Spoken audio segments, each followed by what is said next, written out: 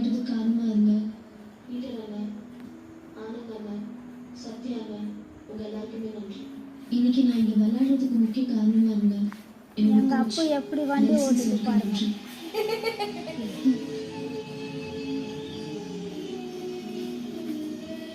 ஒரு சின்ன கதை ஒன்று சொல்றேன்.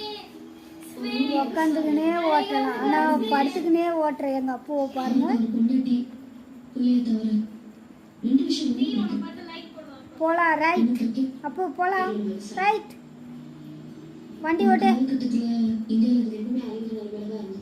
அப்போதான் கிரிக்கெட்டை காப்பாற்றுறதுக்கு கங்குலி வந்தார், கங்குலி சாப்பினார், டோனி வந்தார், டோனிக்கு அப்புறம் கோலி வந்தார். ஏன் அந்த அப்பாவோட பொண்ணை கூட கிரிக்கெட்டை காப்பாற்ற வந்துருச்சு.